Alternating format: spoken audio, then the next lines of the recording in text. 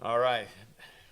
Welcome to the relaunch of the RAM podcast, or Conversations with Coach Jamie. Maybe in the future it'll be Conversations with Coach Jay, so Coach Julie can run some podcasts.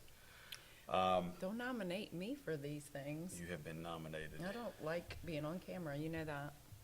Well, those are usually the best people on camera. The ones that don't like to be on camera. Bruh. All right, we're just want to talk a little bit today about, just life, our motivation for doing the martial arts and running the academy the way that we do, and just general martial arts or anything if you want. I mean, we can go anywhere with it. So Okay. Welcome back to the RAM podcast. We were doing this post-COVID for a little while, and then life happens, and you get busy, so we're bringing it back, and I'm excited to do that. Yeah, See where it goes. yeah. This is the second podcast I've ever done. The first one was with you as well.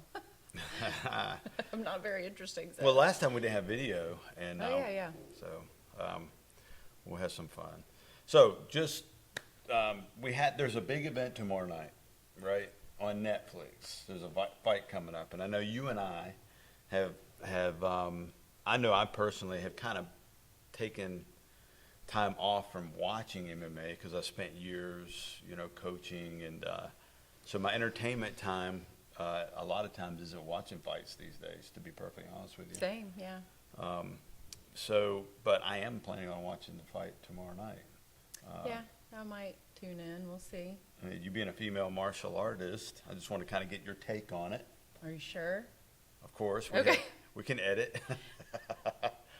I mean, it's exciting, always seeing women in the sport for sure. If anything, it's putting two female competitors out there and, bringing more awareness to females in the sport. As far as what exactly would you like me to talk about? Like the two fighters, obviously they're very different fighters. You have Ronda Rousey, who's an amazing judoka, and then, Gina is a Muay Thai fighter.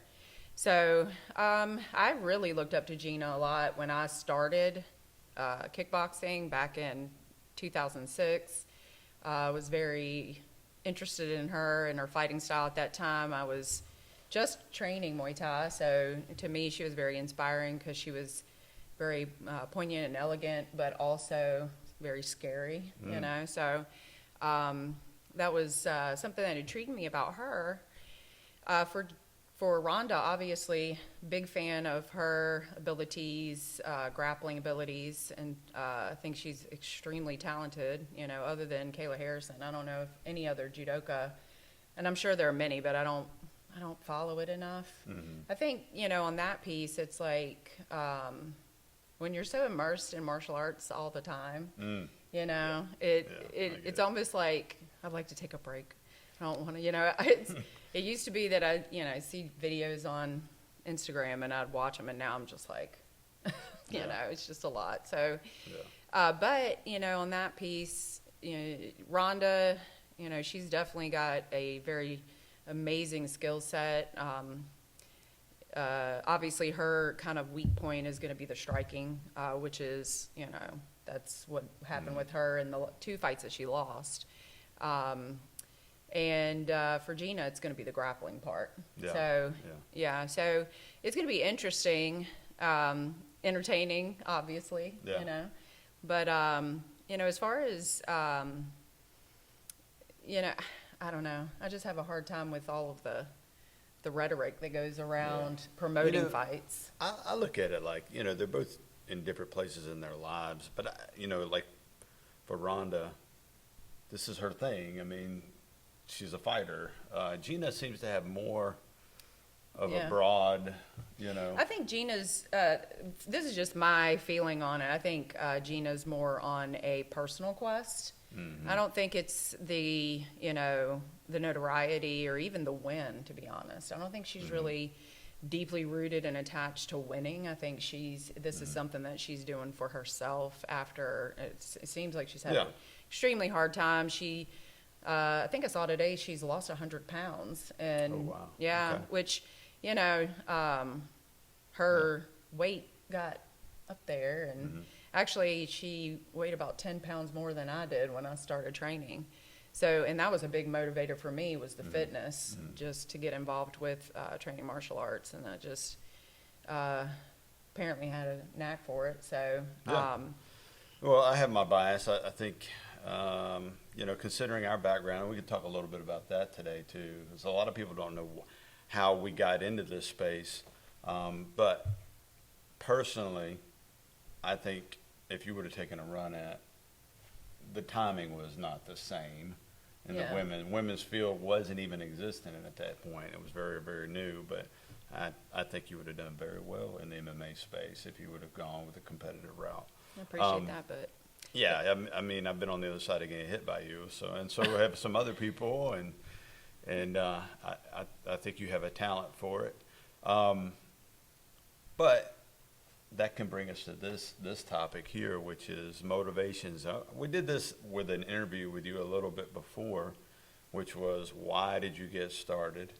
So a lot of people know a little bit of that, and you just said some of that. But are there things, in my life, the martial arts is a piece of who I am.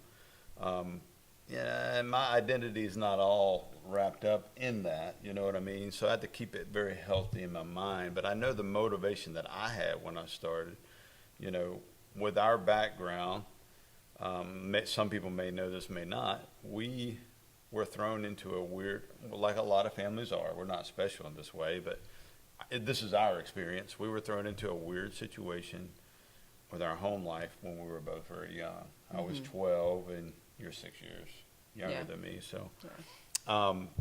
And I was put into almost a foster care kind of a scenario after seeing some things at home that kids shouldn't actually see, but it's a reality. People make mistakes, and and sometimes your kids suffer because of it. And then when I ended up in a situation where I was living with a family and their kids did Taekwondo, and that's how I got into it.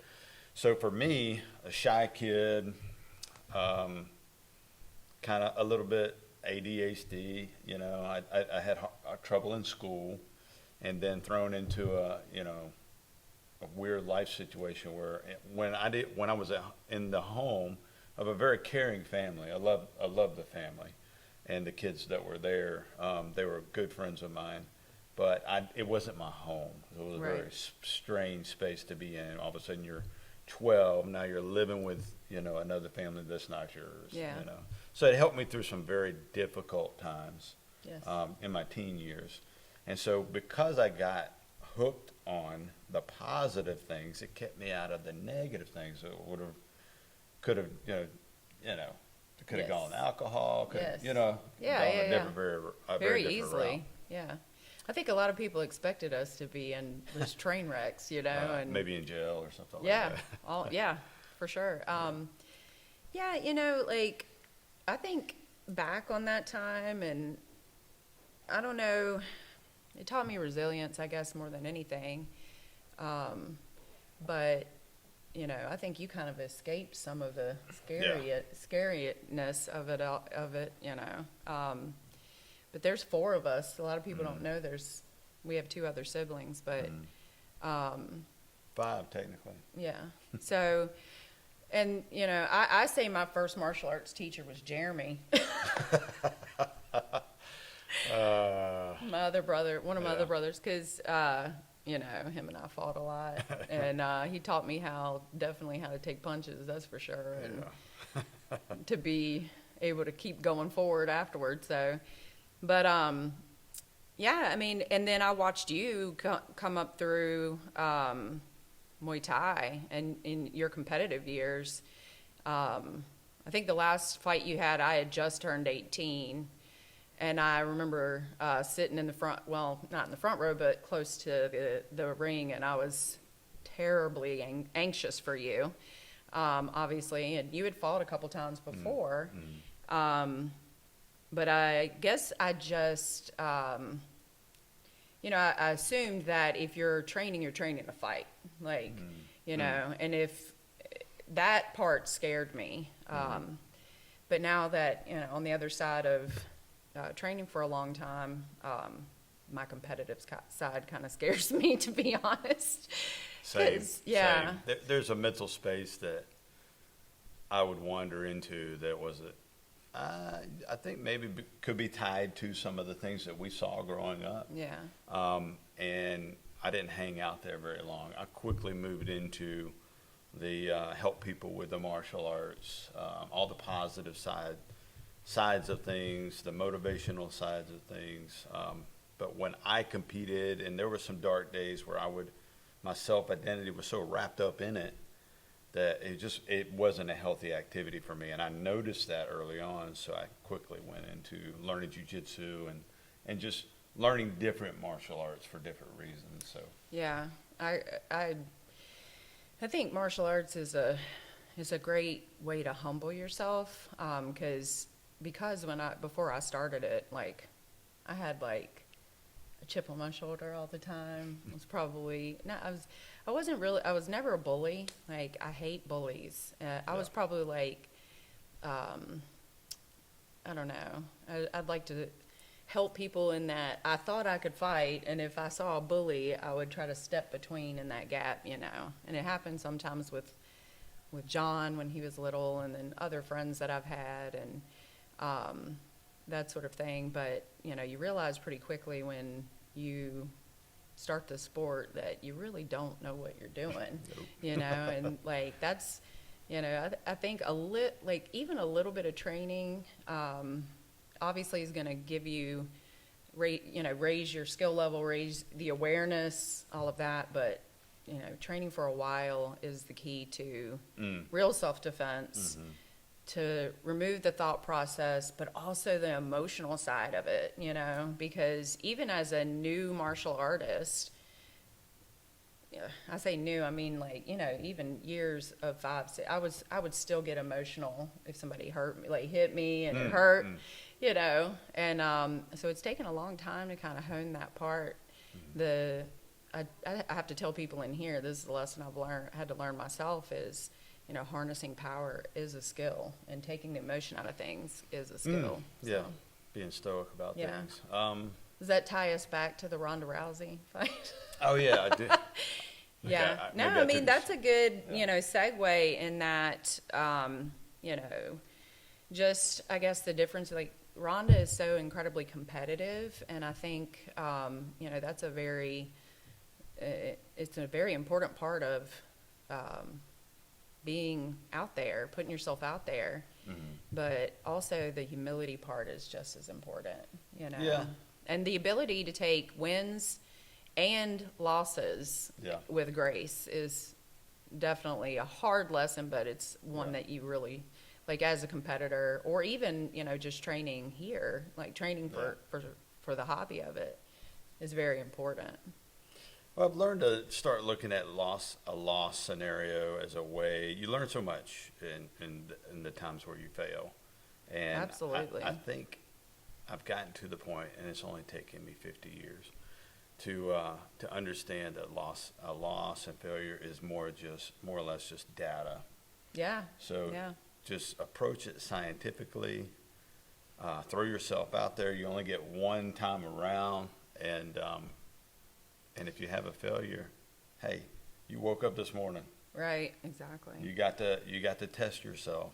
Yeah. You fail. Congratulations. You're on your way to success as long as you don't quit.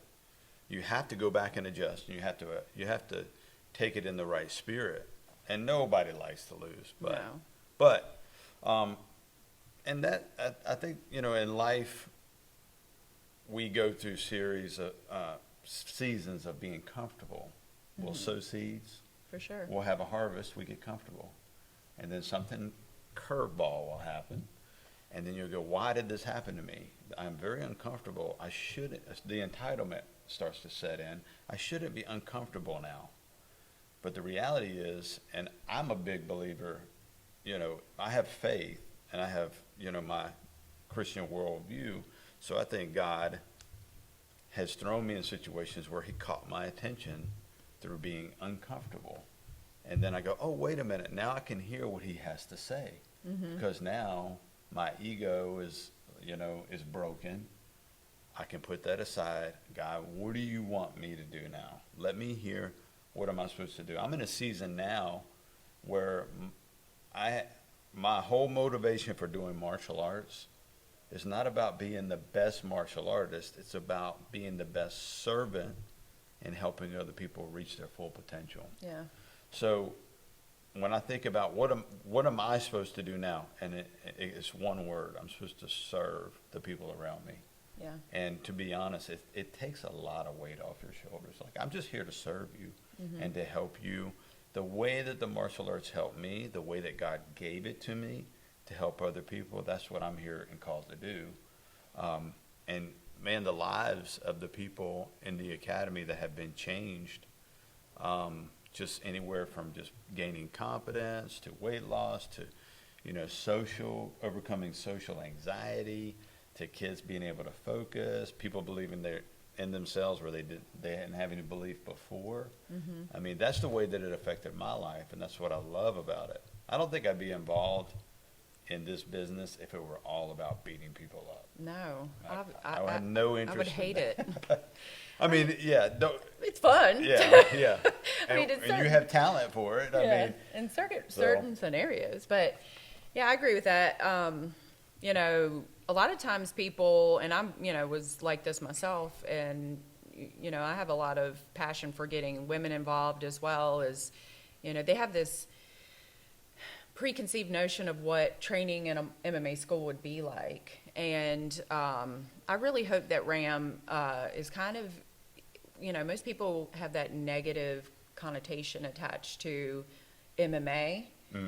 Because honestly, I think it's because it is a violent sport, obviously, but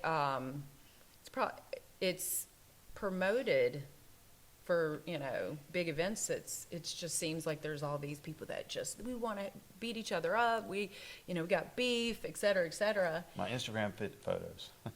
Yeah. Everybody has that though. Right. Yeah. But in reality, it's a spiritual walk, I think. For me, it is. It's helped me in so many ways. And, one of those is those reality moments, like you were talking about data. I started with Muay Thai. I had a pretty, I would say, natural inclination. To striking? Yeah. To hitting things? Yes. Surprisingly, I didn't really know that about myself. But then I absolutely hated jiu-jitsu. Same. Oh my gosh. I hated it. Really had to work at it. I hated it. But it's the most, I think it is the most, if you hate something, you have to do it. Yes. It teaches you the most about yourself. Well, the data part, like, I started doing MMA, and as soon as, because I was training, there was not really any other women, maybe one or two, but guy just grabbed you and throws you on the ground, and you're stuck there, and you can't move, and it was just Stronger, terror, larger, and for me, I hated, because I was terrible at it, and my personality is, athletics have always come pretty easy for me, and so when I, did an athletic sport that I was bad at, I was like, how do I deal with? This does not compute. Yeah, I hate this, Yeah. and but that helpless feeling, I was like, I don't ever want to feel like that. I don't ever want to feel like I'm put in a position where I wouldn't be able to get out. I'm very claustrophobic. I've got some different traumas in my past that really made me not like it. And there's been many panic taps that I've done. But I would say that I can't believe I love something that I hated so much, because it's just been wonderful. And it's really promoted my longevity in the sport, because, striking is it's a beautiful art. Muay Thai and blending and all of that is amazing. And you could get into sparring strategy and all of that, but jiu-jitsu is just endless. And, Right. it's frustrating in that way, but it's also gives people the ability to have longevity. If you train intelligently as well, you'll be able to train for a very long time. Right. So, but I love it. I think it's great.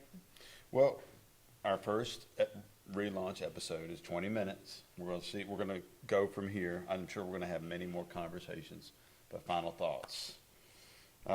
Let's finish out with what would you think makes a good coach? What I think makes a good coach is somebody that's supportive, that tells you the truth. Because a lot of times, folks that come in, they don't see their own potential. We see ourselves in beginners because we, a lot of times we can, obviously think back to the time and we know all the benefits already. Our job is to convince you that you're able to do it, because at one point we were them. Like I was terrified of jiu-jitsu at one point. And I feel like, for me, as terrified as I was, I'm like, dude, if I can do this, I know you can do this. Yeah. And it's just to be a motivator, speak positivity into people's lives, make them believe that they have the potential and they have the abilities.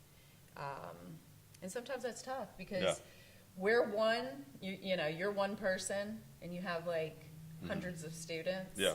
And they all have different needs. And sometimes they may not communicate those needs. You don't even know what's going on. So it is our responsibility as best we can to check in. Yeah. But you're not a mind reader either, so Yeah. that can be a little challenging. So You have to wear many hats as a Yeah. coach.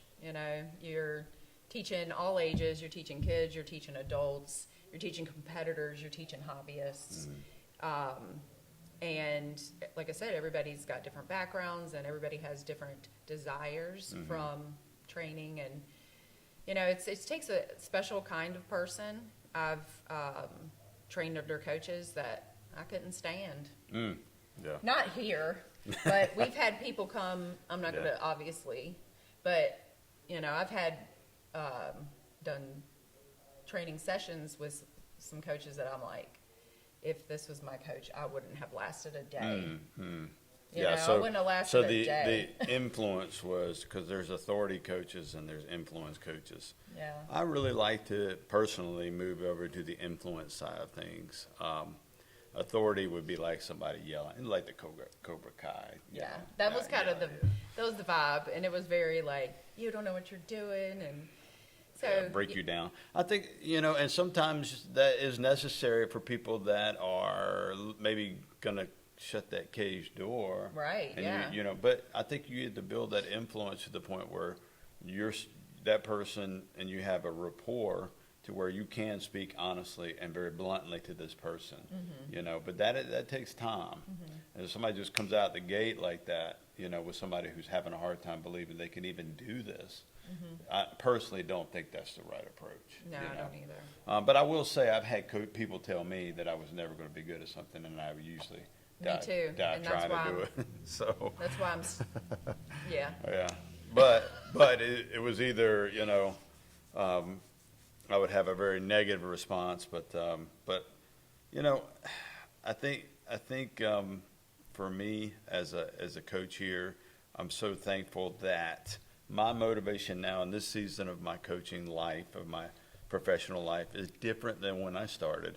But I have a lot of incredibly talented coaches that have come up around us. Absolutely. And the amount of talent here is staggering. Like it is really, I mean, been of course I'm blessed. biased, but We've been very blessed. I mean, we've had our trials, just martial arts. I want to ask you this question, since you don't really All get right, interviewed okay. that much. What? we only got like 1 minute. That's okay. Maybe we should What's save your- it for the next one. No, it'll be a quick one. Okay. What would you say is your least favorite thing about martial arts? My least favorite thing? Yeah. Oh, man. I ran a promotion for a number of years. I think I think people that have a very, I don't like bullies. So when I get a hint of it, and it may tie back to how we grew up, but when I get a hint of somebody bullying someone or just belittling someone for no reason, so it triggers something within me. I would say. And I can say I can even see someone, they can be in the right with what they say, but how they say it, I don't like it. But that's something I had to deal with personally. So that I can sense people at this stage of the game, their energy when they come in, and if the energy is, hey, help me, I want to do something to better myself, and I'm going to look at you and be honest with you, that was me. I'm just a human being, just a little bit further down the journey, but this has helped me, and let me show you how it's helped me. That's the way I feel about it versus, some other approach that means, you understand what I'm saying? Yeah. So- I understand. Or somebody coming in with a false sense of arrogance, Right. looking at you, and then they drop all their knowledge and they try to, it's kind of, when somebody's really not confident, the wall of ego goes way up. They Yeah. can't be transparent. Yeah. They have to talk about all the great things that they have done, which is fine. There's nothing wrong with that. But I just sense that energy. I gravitate towards people that are humble and want help. Yes. So I that's was just, gonna say this. I was gonna say the egos and Yeah. are really tough. Because it's a beautiful thing to be able to achieve peace through strength, which is what we're doing. yeah, but the reality of it is, Julie, walk around, you could be the world champion and somebody will walk in up to you and hit you in the back of the head with a baseball bat. The reality of it is we're all just flesh and bone. Right. Yeah. We are dust of the earth. Yeah. And we're here for about 70, maybe 80 years if we're lucky. And the only thing that you get to take with you is the things that you did to help people. Your big house, big car, all these things. I mean, I just don't think that's the currency in the next life. No. And that's just the way that I look at it. That's my belief. It may not, I think it's true. It may not be true. But hey, that's just the way that I choose to live. Right. That's what makes me happy. Does that make sense? Yeah. Yeah. Well, for me, like I said, my mission in life at this point is to serve people with Renaissance Academy. Renaissance Academy, martial arts helped me. How can I help people with it? That's where I am in my journey, Yes. and I'm going to keep it that way. I've fallen on my face enough times to go, you know what? I'm not going to screw this one up anymore. Right. So Yeah. Well, I have I bought myself a new gi, and it has a little saying on it, and it's train hard and be nice. I yeah, believe that fully. So yeah. really like that. Well, you have to. I mean, you need to be trained in this world. You can't be the protector of the innocent if you're not well trained, and there is real evil in this world. So Yeah. I think everybody should train. Yes. So Yeah. they can not only protect innocent, maybe themselves, but what about your child or someone else's child? Yeah. So, We're doing a women's self-defense That's tonight. tonight, Yeah. Yeah, we're going to do that. And, that's a great way for women who aren't, they have that conceived notion of it's just guys beating each other up, Yeah. to be able to come in and raise awareness. I don't substitute for regular training for sure, but it's a good way to kind of get exposure to it. A lot of people gain that interest. They don't really know what they're looking for. And the sad thing is a lot of people out there market self-defense, and they're not teaching self-defense. yeah, Yeah. So. Well, there's a lot of opinions on that, but we want to thank you guys for watching us. We're gonna wrap it up, but we will come back, and thanks for tuning in. Have a Thanks, blessed guys. day. Have a great day.